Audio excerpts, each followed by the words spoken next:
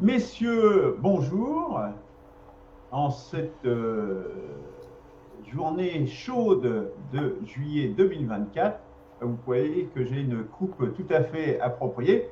Non pas que j'essaye d'imiter notre ami Jean-Charles, qui lui est coutumier d'un crâne complètement dépourvu de poils, mais c'était de circonstances malheureusement reportées. Bref. Nous poursuivons, ou plutôt entrons vraiment dans le vif du sujet de l'analyse des articles de la Constitution de la Ve République, tant discutée de nos jours de façon un peu cavalière par certains, donc une analyse critique sérieuse et de plus en plus à propos. Aujourd'hui, c'est Christian qui va s'y coller en nous présentant sa vision,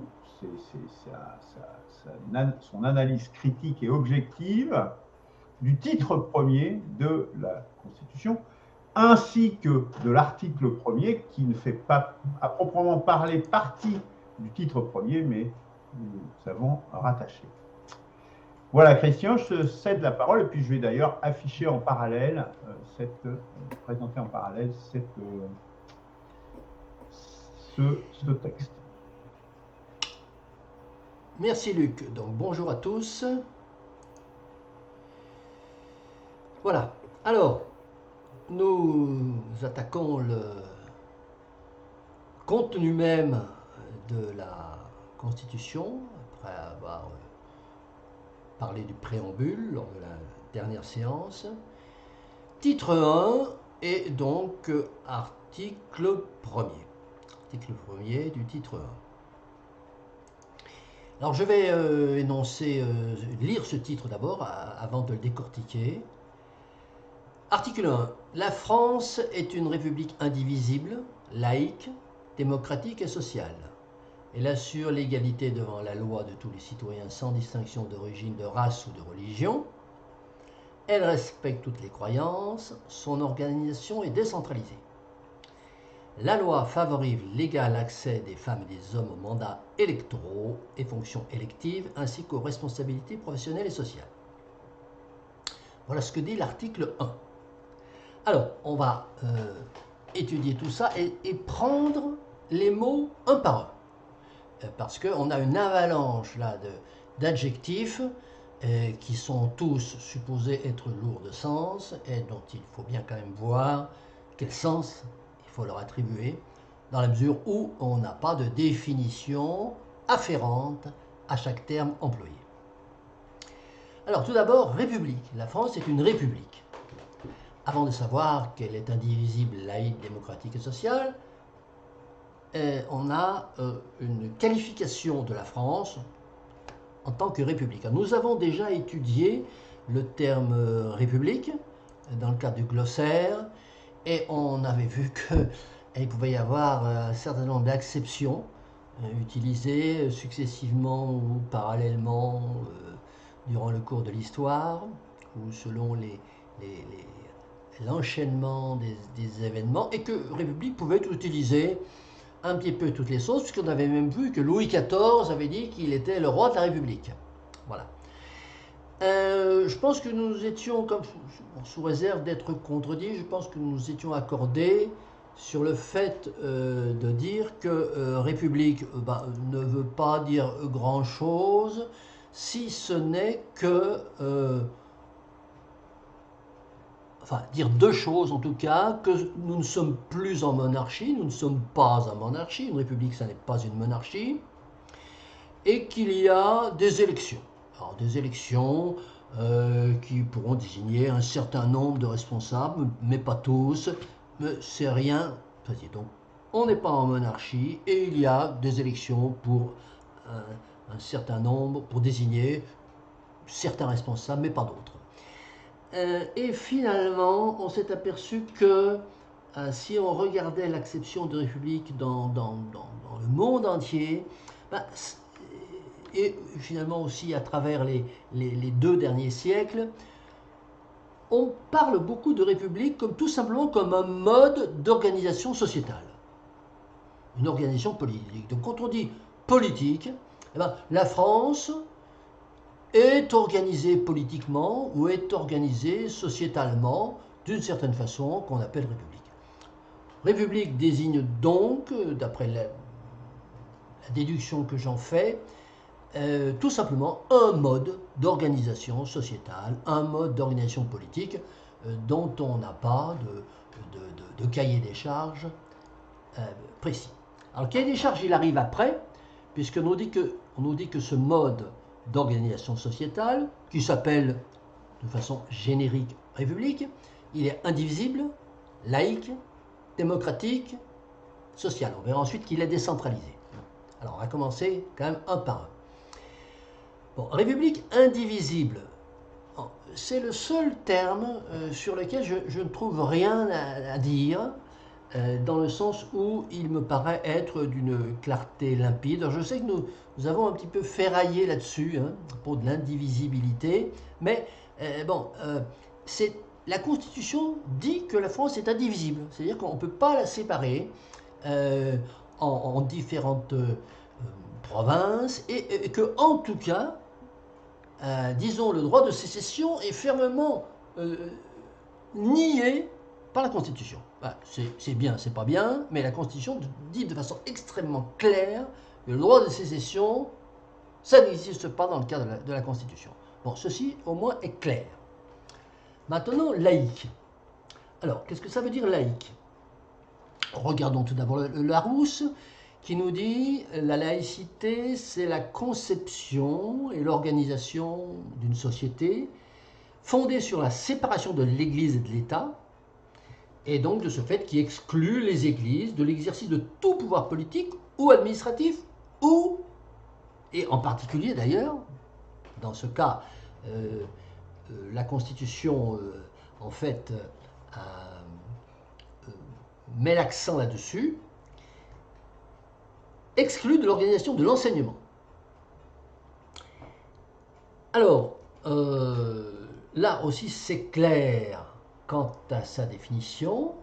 Maintenant, la question se pose immédiatement de savoir si c'est respecté. Et ça n'est pas respecté, ce qui ne veut pas dire que ce soit mal écrit. Non, c'est bien écrit. La République française est laïque. Or, la République française finance l'école privée congrégationniste. Voilà. Donc, on a déjà, de ce point de vue, nous pouvons noter, nous pouvons relayer qu'il y a disons, des pratiques qui relèvent plus, je dirais, des commandements opérationnels de l'exécutif que d'une loi proprement dite, mais des pratiques qui consistent à financer l'école religieuse. On pourrait dire également un mot du voile islamique qui a beaucoup fait parler. Le voile, alors, c'est à rattacher à la phrase elle respecte toutes les croyances. Hein. Bon.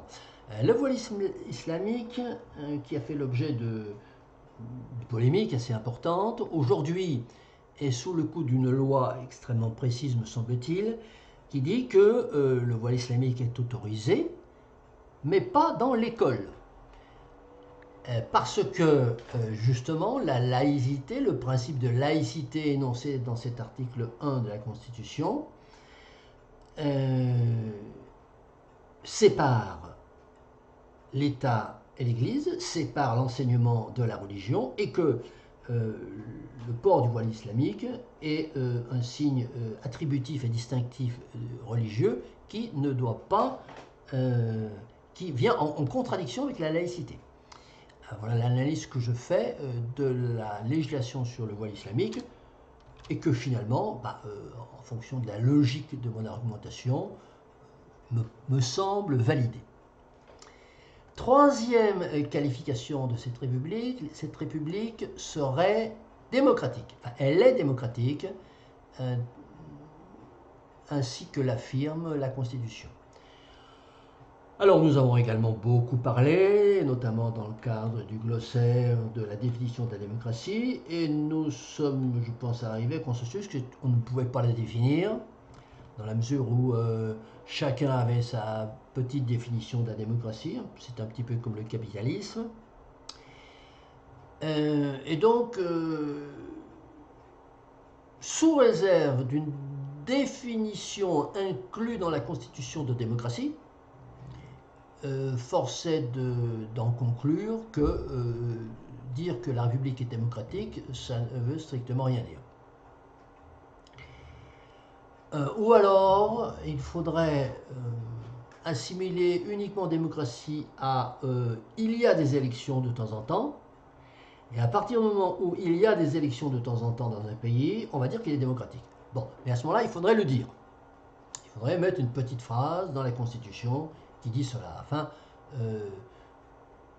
qu'il y a disons, un minimum de rigueur dans cette phrase. Ensuite, quatrième qualificatif, social. Bon, alors social, c'est un grand point d'interrogation.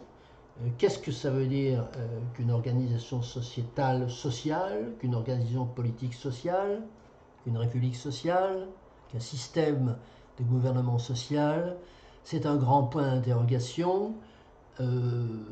Alors, premièrement, parce que comme pour démocratie, nous n'avons aucune définition, ni dans la C58, ni dans le préambule à la 46, ni dans la charte de l'environnement, ni dans la DDHC, du mot social. Alors, on en est réduit en conjecture. Apparemment, social, c'est un objectif. Hein. La Constitution semble pointer un objectif, l'objectif d'être social. Bien. Alors, il faudrait préciser cet objectif. Et je me suis limité à faire quelques suggestions au rédacteur constitutionnel qui pourrait préciser social en disant que le but de l'organisation politique, de l'organisation sociétale, c'est l'amélioration des conditions de vie de la population. Ou l'objectif de la vie politique, de l'organisation politique, c'est de diminuer l'écart de richesse entre les plus riches et les plus pauvres, d'aller vers un nivellement le plus équitable possible des richesses. Voilà. Bon. Ça pourrait être une définition de ce que veut dire social. Encore faudrait-il qu'elle soit énoncée quelque part ou que quelque chose d'approchant existe. Et ma foi, nous pouvons chercher, nous ne trouvons rien du tout. Alors, ensuite, la République assure l'égalité de la loi, l'égalité devant la loi, pardon, de tous les citoyens sans distinction d'origine, sans distinction de race, sans distinction de religion. Personnellement, je ne trouve rien à redire à cela. C'est très clair. Voilà.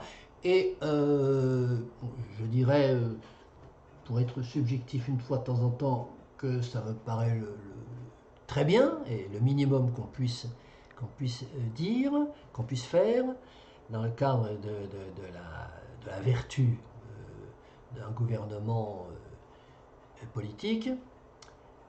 Et il me semble également que ce principe clair et précis n'est pas trop contredit par la loi de niveau inférieur. Ensuite, elle respecte toutes les croyances. Donc la République respecte toutes les croyances. Bon, on a déjà parlé ça veut dire que toutes les religions, toutes les manifestations de diverses croyances ou spiritualités sont autorisées, qu'il peut y avoir et qu'il ne peut y avoir, si on lit la Constitution, d'interdiction d'exercer tel ou tel culte. On a déjà parlé du voile islamique. L'interdiction du voile islamique à l'école n'a rien à voir avec l'interdiction du voile islamique dans la sphère publique. Vient ensuite cette phrase, son organisation est décentralisée, qui, un petit peu comme pour social, comme l'adjectif social, la République sociale, pose un énorme problème d'interprétation. Qu'est-ce que ça veut dire que l'organisation politique de la France est décentralisée? Alors, cela n'est pas défini. Et en cherchant,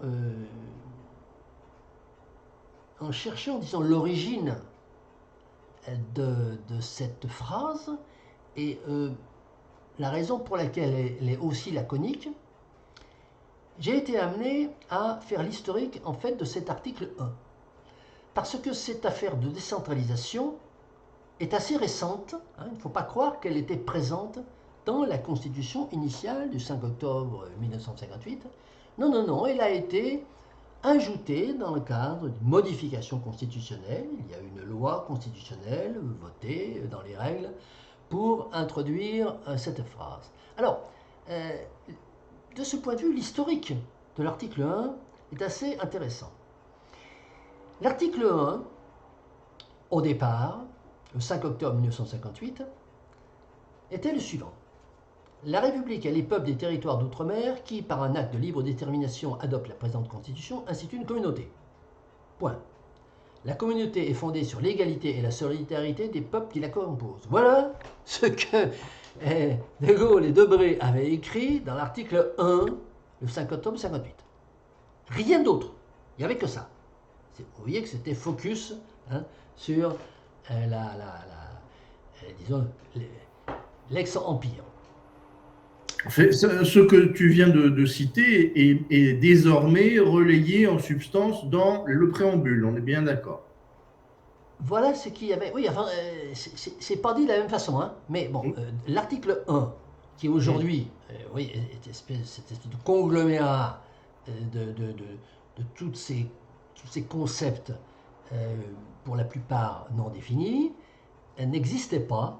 Hein, l'article 1 était très exactement du 5 octobre 1958 au 5 août 1995, était celui que je viens de vous lire. Le 5 août 1995, élection de Chirac, Premier ministre Juppé, l'article 1 est modifié par une loi constitutionnelle, bon, tout à fait dans les règles, et devient: la France est une république indivisible, laïque, démocratique, sociale, donc ça tombe du ciel. Elle assure l'égalité devant la loi de tous les citoyens sans distinction d'origine, de race ou de religion. Elle respecte toutes les croyances. Voilà. Il n'y a pas l'histoire de décentraliser et il n'y a pas l'histoire de la parité. Voilà. Bon. Et ceci jusqu'au 29 mars 2003. Le 29 mars 2003, troisième modification de l'article 1, troisième donc révision constitutionnelle par Raffarin. Donc c'est le deuxième mandat Chirac, et avec le Premier ministre Raffarin. Et ça devient: la France est une république indivisible, laïque, démocratique et sociale. Elle assure l'égalité devant la loi de tous les citoyens sans distinction d'origine, de race ou de religion. Elle respecte toutes les croyances. Et on ajoute, cette fois, son organisation est décentralisée. Voilà. Donc c'est le deuxième mandat Chirac et Raffarin. C'est Raffarin qui a dit: il faut mettre-le, parce que, bon, finalement, on est d'accord avec Defferre, mais bon, ça ne s'est jamais mis dans la Constitution. Il faut absolument que les Français sachent que c'est décentralisé. Voilà. Mais sans autre précision.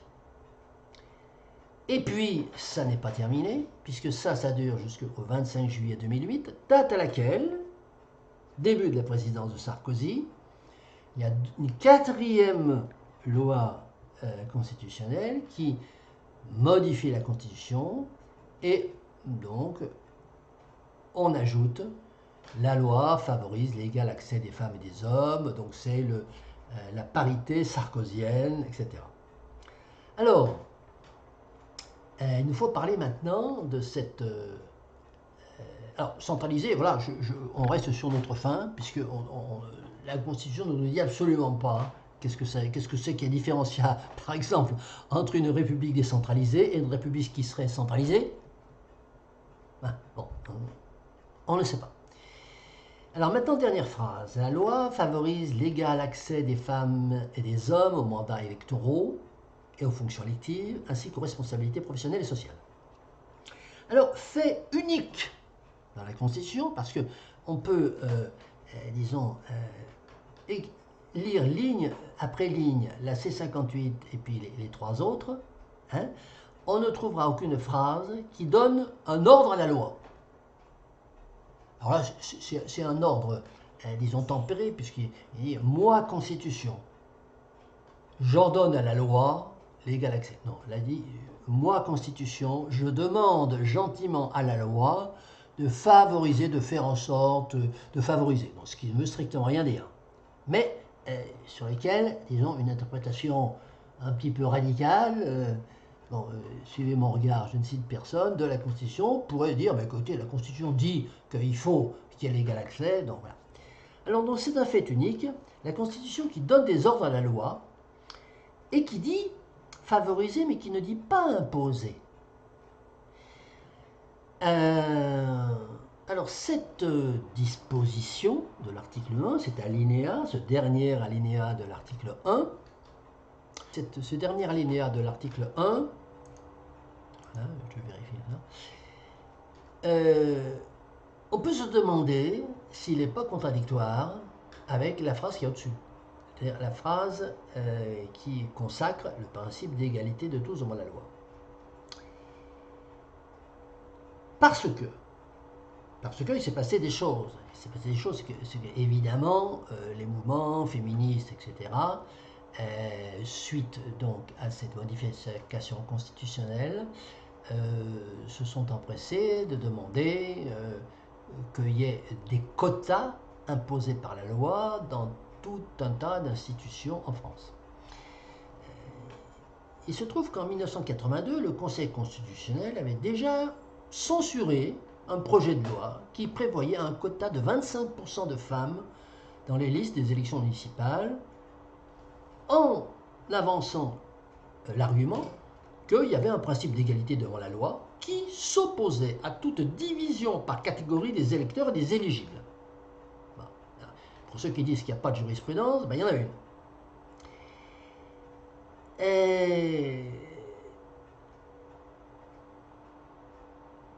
Et le 6 juin 2000, la loi numéro 2493 a été votée, tendant à favoriser l'égal accès des femmes et des hommes aux mandats électoraux et fonctions électives. Alors cette loi, elle prévoit, vous le savez, une égalité obligatoire des candidatures pour les scrutins de liste, et même une alternance des candidats de chaque sexe sur les listes. C'est extrêmement contraignant. L'alternance est stricte pour les élections à un tour et par tranche de 6 pour les élections à 2 tours. C'est extrêmement précis. Par contre, pour les législatives, l'égalité est facultative, elle n'est pas obligatoire, mais les partis qui ne présentent pas 50% de candidats de chaque sexe doivent payer une amende. La pénalité, cette amende, elle est déduite de la première partie du financement public qui est payée par la commission de vérification des acronymes CFPP. Voilà. Donc, cette affaire de parité, il s'agit de savoir si, oui ou non, elle est constitutionnellement validée.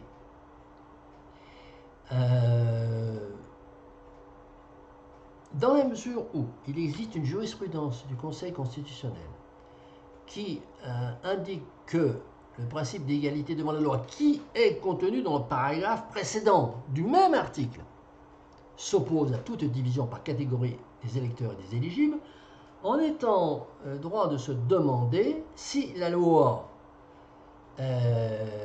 actuelle, qui dit, disons, pudiquement que c'est une loi qui tend à favoriser l'égal accès et qui ensuite prévoit une égalité obligatoire, ça c'est...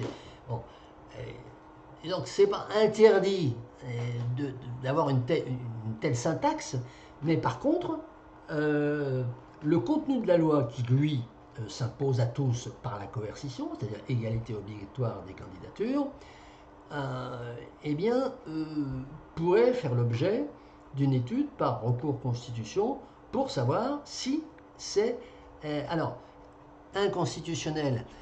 Là, on est dans un problème d'inconstitutionnalité extrêmement particulier qui rentre dans le cadre de ce que nous avons appelé l'incohérence interne, c'est-à-dire l'incohérence au sein d'un même article.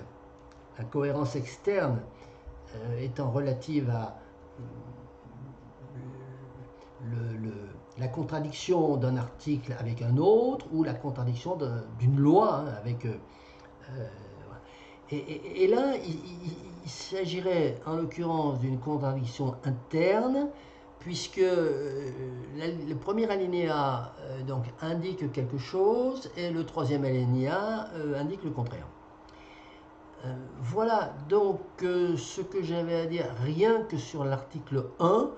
Je pense qu'on peut peut-être faire une pause d'échange contradictoire avant d'aller plus loin. Oui, sur l'article 2. Ça me semble effectivement une bonne idée parce que cet article contient quand même beaucoup d'éléments. Je veux bien commencer. Bon, je pense que la chose la plus importante, c'est effectivement celle que tu viens d'énoncer, c'est-à-dire cette incohérence interne, et pas interne simplement à la Constitution elle-même, mais au sein d'un même article, encore plus délirant, puisque elle assure l'égalité devant la loi de tous les citoyens. Et là, on a quelque chose qui, d'ailleurs, je pense que c'est pourquoi ils ont mis favorise et non pas impose, parce que là, la contradiction aurait été flagrante, je dirais. Je pense que l'emploi du verbe favoriser est justement là simplement pour dire bon, c'est une préco, etc.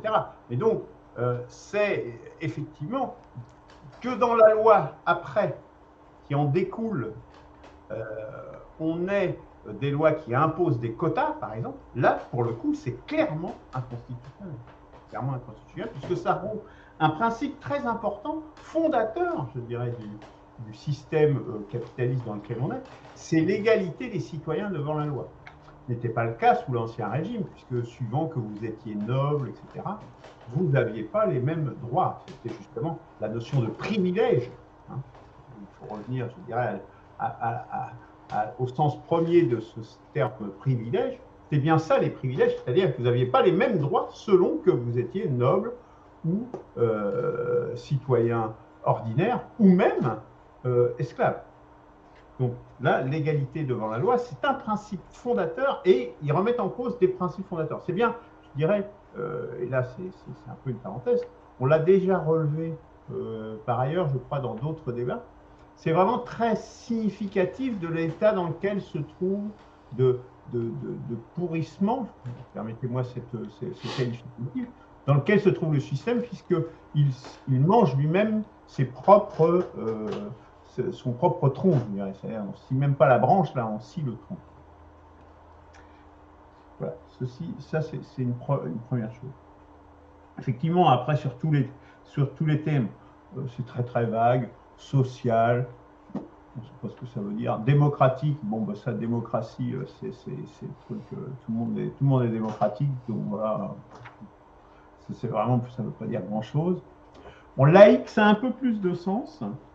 Laïque, ça a un peu plus de sens, c'est une séparation, en définitive, une reconnaissance des cultes d'une part, mais une séparation de ce qui relève de l'organisation politique et étatique de ce qui relève du religieux. Je pense que c'est vraiment ça la clé, cette séparation.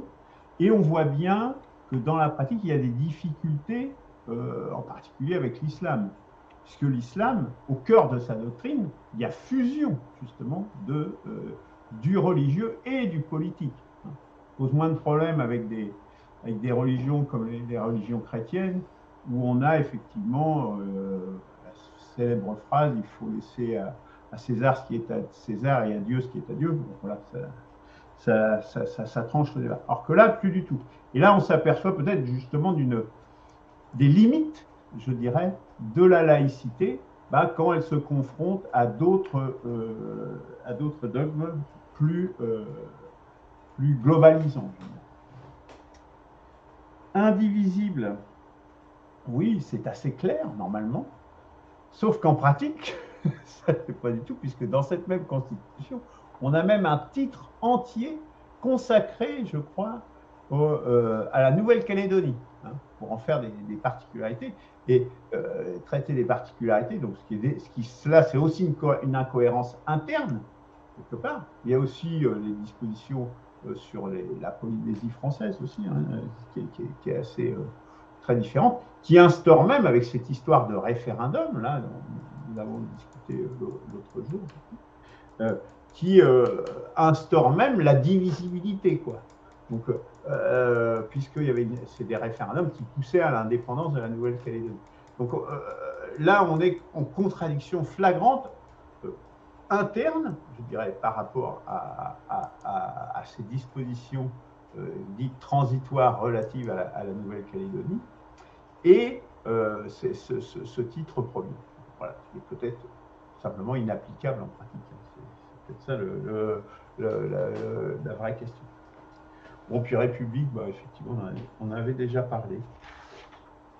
Voilà pour ce qui me concerne. Donc, effectivement, je pense qu'il y a au moins un point de pénalité pour imprécision sur les termes, au moins qu'on puisse dire, et puis incohérence interne, effectivement, sur cette notion d'égalité entre les citoyens. Jean-Charles. Oui. Alors, on est devant à certains niveaux, selon le niveau de rédaction, devant des objectifs. Christian en a parlé à un moment donné, en particulier quand il aborde le terme social. Mais on a une confusion entre objectif et credo. Bon, c'est-à-dire que souvent, dans les écrits qu'on aborde, il y a souvent cette confusion et les rédacteurs constitutionnels gagneraient à assumer lorsqu'ils ont des objectifs et qu'ils affichent des objectifs, et assumer lorsqu'ils affichent des credos. On voit régulièrement que ce n'est pas le cas, et on arrive à des contradictions internes, comme vous venez de le dire. Voilà, c'est quand même assez dramatique parce que ces écrits ont quand même une importance et beaucoup de choses sont adossées à ces écrits.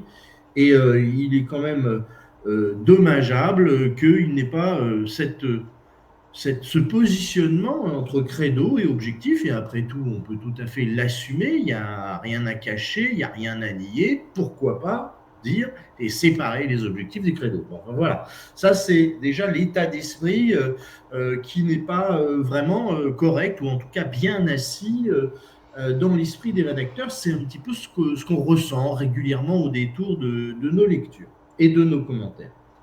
Bien. Alors, donc dans les objectifs, on a social.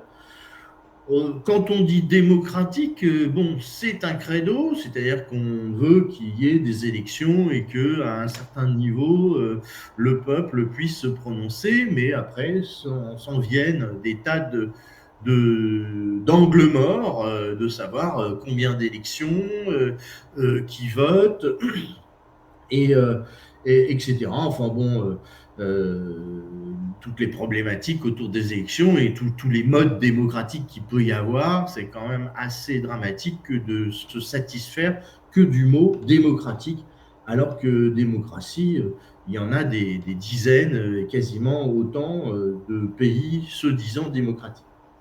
Voilà, donc encore une imprécision dramatique. Laïque, on comprend ce que c'est dans le pays où la laïcité a été un combat mené depuis. C'est le pays qui a mis en avant cette idée de laïcité. Donc les choses sont quand même assez claires dans l'esprit des gens. Est-ce que ça doit être un objectif ou un credo, ou partiellement un objectif, partiellement un credo?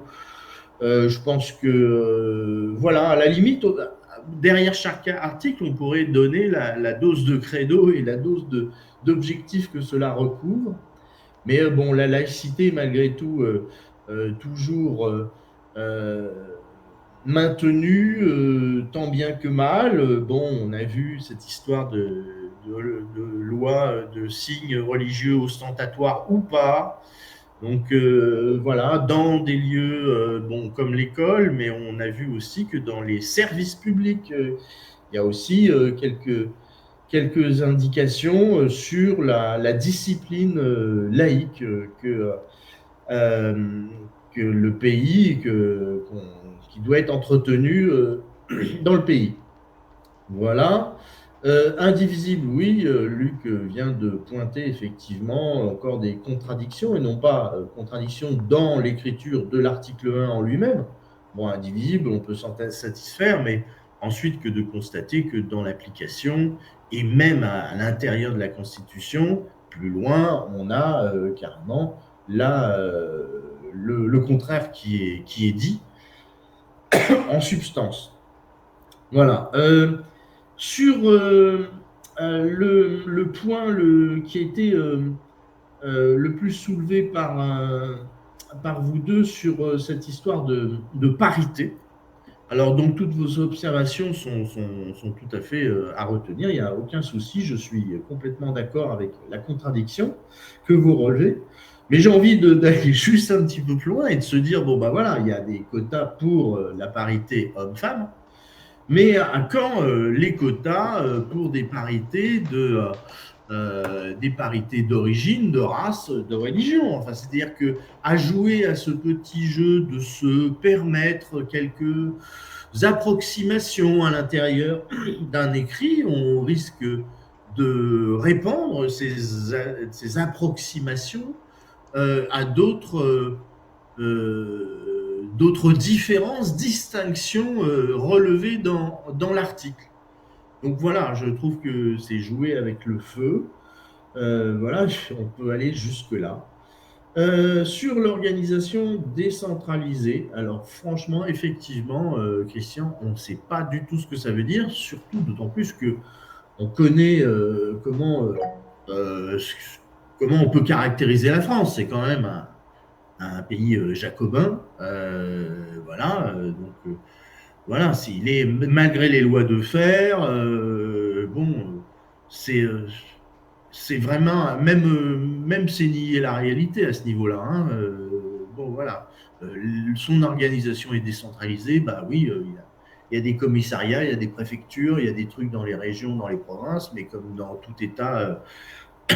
État, même au niveau pratique, on ne peut pas trop faire autrement.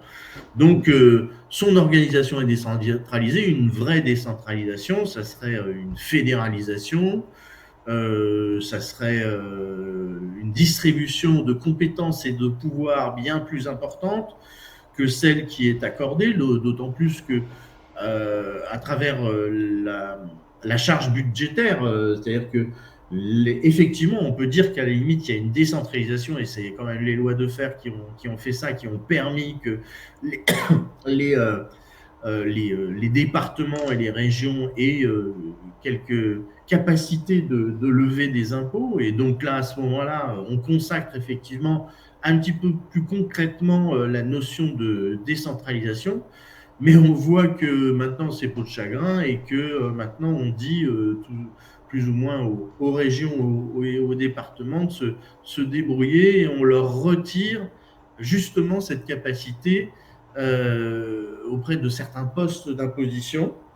Voilà, donc on voit qu'il y a des glissements dans tous les sens, et que franchement, c'est pas parce que c'est écrit là que ça a été transformé par les faits. Voilà, je regarde une dernière fois. Oui, les croyances respectées. Bon, alors les croyances respectées, donc qui qualifie alors à jouer au jeu que Christian a entamé du mot à mot. Bon, bah voilà, on pourrait aussi s'arrêter sur le mot croyance. Alors, est-ce que ça recouvre bon, les religions consacrées, etc. Et puis après, il y a les problématiques autour des sectes, je sais pas, de la scientologie, etc. Donc là aussi, croyance, ça demanderait à être précisé. Voilà, j'en reste là, mais ce dernier point peut quand même être commenté. Voilà. Merci Jean-Charles. Oui, alors à propos de la décentralisation, de l'organisation décentralisée, c'est important de noter effectivement que c'était Raffarin qui avait introduit ce acte 2 de la décentralisation. Hein, donc c'est une loi de 2020, enfin à l'époque de Raffarin. Donc avec un renforcement de l'autonomie des collectivités territoriales. Hein, je présente vie publique. Je pense que c'est très lié également à ces questions d'Europe, hein, avec donner des... Et on voit la suite de ça, puisque l'oligarque suivant que fut Hollande, avec ses grandes régions, c'est vraiment l'idée de diviser la France, justement, quelque part, et d'en faire... et la région Nouvelle-Alsace, là, qui est mixte entre l'Allemagne et la France, en est encore une autre illustration dans les faits. Je pense que c'est en toile de fond ce que ça veut dire. Mais ce que tu dis, Jean-Charles, est aussi juste, c'est-à-dire qu'ils disent décentralisation, mais en même temps, ils n'arrivent pas à décentraliser, ils restent centralisés. C'est le pouvoir jupitérien. Hein. On revient à ça. Et en France, on a ces injonctions contradictoires, ce que j'appelle la schizophrénie du pouvoir, qui à la fois veut l'Europe, mais veut en même temps la France et son État. Il faut choisir, c'est l'un ou l'autre, mais ça ne peut pas être les deux à la fois. Et ils sont pris, je dirais, dans ces injonctions contradictoires. À ce sujet, Hollande a ouvert je crois qu'il y a une loi, mais là, franchement, je parle de mémoire, mais enfin, disons qu'il y a un circuit entre les régions et l'Europe directement. C'est-à-dire que les régions n'ont plus besoin pour un certain nombre de prestations ou de présentations budgétaires. Je ne me souviens plus. Enfin, ça m'avait scandalisé, mais je ne l'ai plus en tête. Les régions peuvent s'adresser directement à l'Europe pour un certain nombre de dossiers sans passer par Paris, etc. Oui, c'est vrai. Christian, est-ce que tu veux poursuivre déjà sur cet article premier par rapport à ce qu'on a... Oui, tout à fait.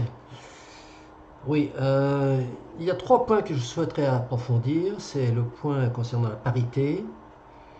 Un point intéressant qu'a soulevé Jean-Charles en parlant de la cohabitation, la dualité dans la Constitution, de ce qu'il appelle les credos et les objectifs, que j'appellerais différemment, mais bon, je vais m'en expliquer.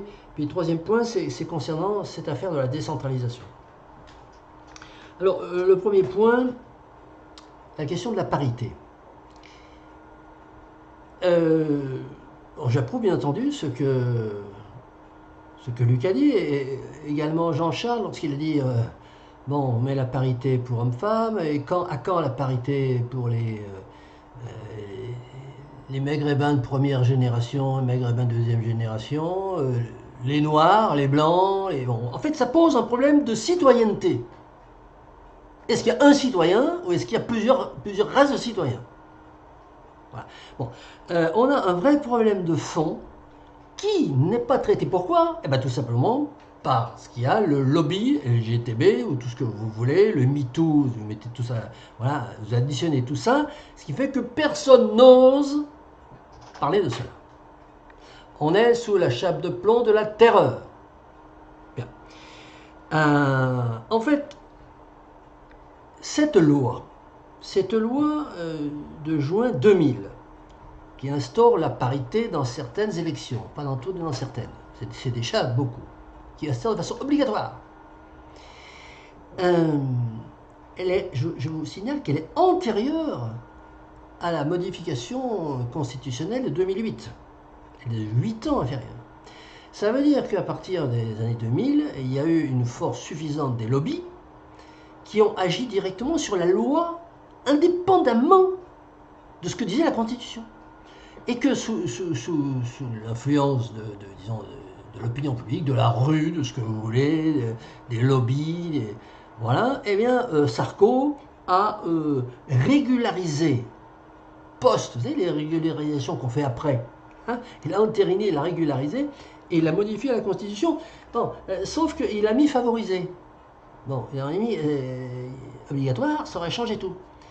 Et donc, du coup, j'ai très envie de m'intéresser de près à cette loi de 2000, de juin 2000, pour savoir est-ce qu'elle a été contredite, est-ce qu'il y a eu une saisine du Conseil constitutionnel pour mettant en cause sa constitutionnalité. Est-ce qu'elle a fait l'objet de QPC dans le cadre d'affaires judiciaires, de procès? Une liste, par exemple, qui ne va pas réussir. Du coup, tu ne réussis pas à faire ta parité, boum, tu es éjecté du droit à te présenter aux élections, ta liste est éjectée, et tu fais une QPC en disant, mais attendez, mais ça c'est parce que la loi de 2000 est inconstitutionnelle. Est-ce que ça a existé? Ça, personne n'a osé le faire. C'est-à-dire que tous ceux qui n'ont pas réussi à faire leur liste, ils ont fait chapeau bas, ils ont fait profil bas, etc. etc. Bon. Et donc, de voir si matière existe à dénoncer l'inconstitutionnalité de la loi de 2008. Alors le Conseil d'État, il fait ça, parce que, disons, on sait que les analyses post modification constitutionnelle, c'est pas le boulot du CC qui lui travaille en amont. Mais après, le Conseil d'État peut constater, que en 2008, il y a eu une modification constitutionnelle qui disait que ça favorisait simplement, et qu'en 2000, 8 ans avant, on avait une loi qui impose. Et le Conseil d'État peut dire, attendez, ne tenez pas compte de cette loi. Comme il fait pour d'autres choses, on a plein de jurisprudence de ce point de vue-là. Donc, affaire à suivre. Deuxième point. Ça ne manque pas de travail pour recours constitution. Je ne sais pas comment on va pouvoir faire ça. Non mais on s'aperçoit que si on veut être subjectif, on monte un parti puis on discute toute la journée, des heures et des heures. Bon. Si on veut faire de l'objectif, on dit mais il n'y a pas de travail. Tu rigoles. Il y a un travail immense puisque tout est bazar, tout est fait ficelé de travers. Bon. Alors. Jean-Charles a soulevé avec pertinence le fait que dans une constitution, qu'est-ce qu'on peut mettre? On peut mettre j'ai envie qu'il fasse beau demain, j'aimerais bien que. Bon, ou bien est-ce qu'on va. Il a appelé ça des credos et des objectifs. Non, je pense qu'objectif, oui, je pense que le credo est mal choisi, c'est pas un credo. Moi j'appelle ça un principe impératif, je veux dire même une injonction coercitive. Soit on met dans la constitution une injonction coercitive, hein, c'est-à-dire c'est indivisible. Faites gaffe, hein. C'est indivisible, et puis pas qu'un peu. Hein. Bon.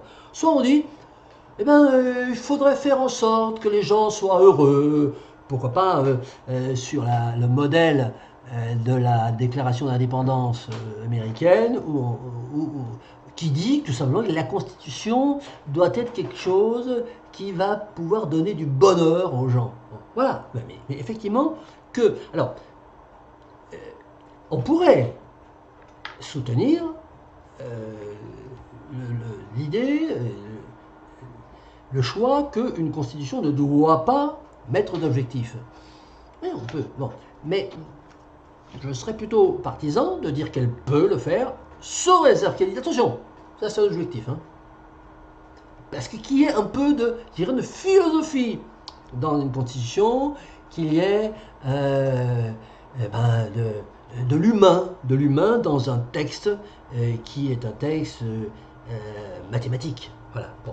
Alors, troisième point, c'est cette affaire de décentralisation. Juste sur ce petit point, une petite. Quoi, j'ai dit le contraire il y a quelque temps, c'est ça? Non. Ce que j'aime bien dans le terme credo de Jean-Charles, c'est qu'on sent bien le côté propagande. C'est ça que j'aime bien dans ce terme. Oui, ça me semble inapproprié, mais bref. Alors, cette affaire de décentralisation, Bon, là, on ouvre une boîte de Pandore. Si on veut se mettre à parler de la décentralisation, il faut y consacrer une séance entière, voire plusieurs. Une séance d'abord, on dirait qu'est-ce que c'est qu'un État décentralisé? Quelle différence entre un État décentralisé et un État fédéral? Quelle différence? Quelle différence entre un État décentralisé et un État centralisé? Quelle différence qu'est-ce que c'est qu'un État qui ne parle pas de décentralisation? Bon, voilà, puisque avant cette loi constitutionnelle, on ne parlait pas de décentralisation dans la Constitution. Bon, donc il y a ce premier débat. Alors, il y a quand même des choses qu'il faut savoir. On a parlé, Jean-Charles a dit, oui, mais la décentralisation, on décentralise, mais les collectivités locales n'ont pas de pouvoir. Attends, parlons argent, parlons fric. Bien. C'est ce que j'ai fait en parlant de lignes budgétaires. Oui, ben moi, je vais donner des chiffres. Lever l'impôt. Oui, moi, je vais donner des chiffres qui vont te dire que les collectivités locales, c'est un État bis qui est presque aussi riche que l'État central. Voilà. C'est-à-dire que l'État central, il est financé par quoi? Il est financé par l'IRPP, l'impôt sur les sociétés, l'IS, la TVA surtout, le TCIPE et puis des différentes broutilles. Bon, ça fait 280 milliards. Bon, je donne des chiffres, hein, ceux de 2000, bref. Bon.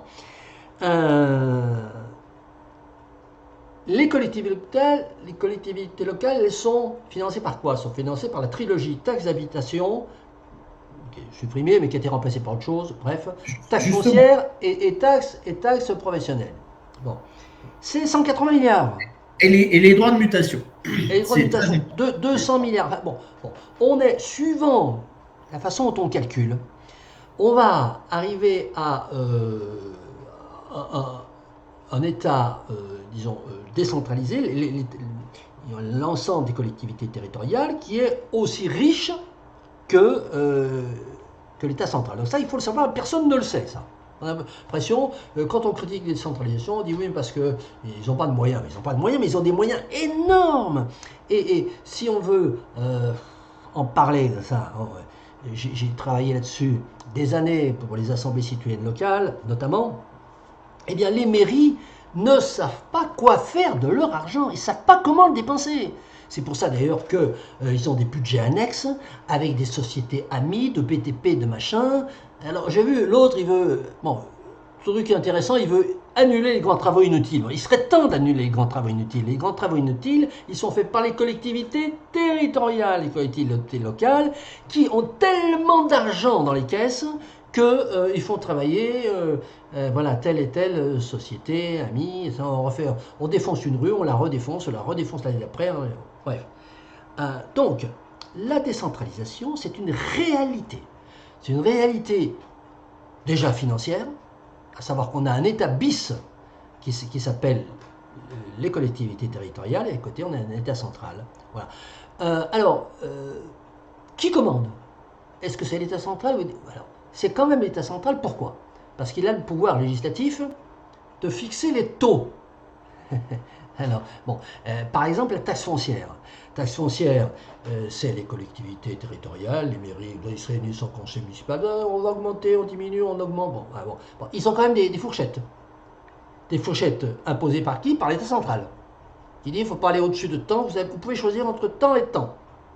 Voilà. Bon, donc l'État central fixe les fourchettes de taux de prélèvement entre lesquelles les collectivités territoriales vont avoir le droit, de façon démocratique ou pas, soit un conseil municipal, soit un maire tout seul qui dit je, etc.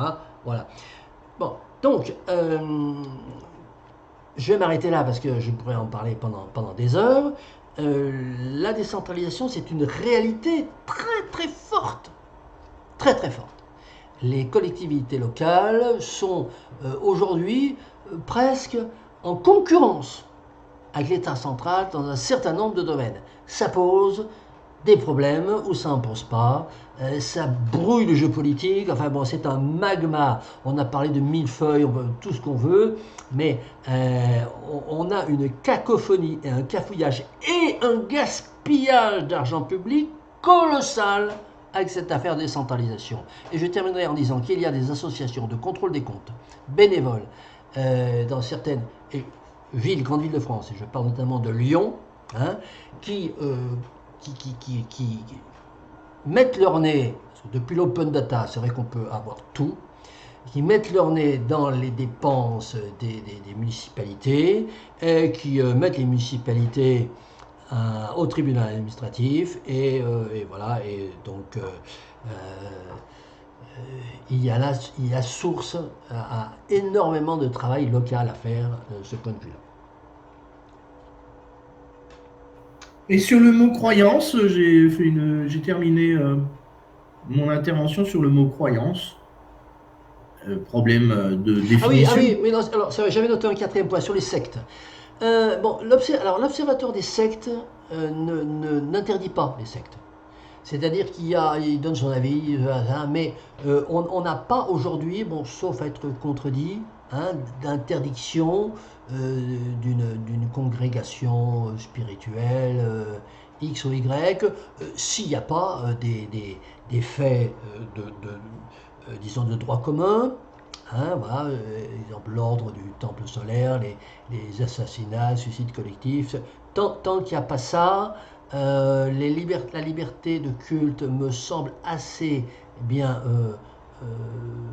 suivie en France, jusqu'aux sectes les plus particulières.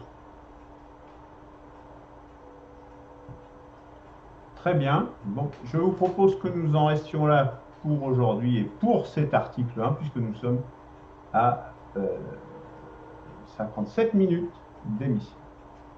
Merci, messieurs.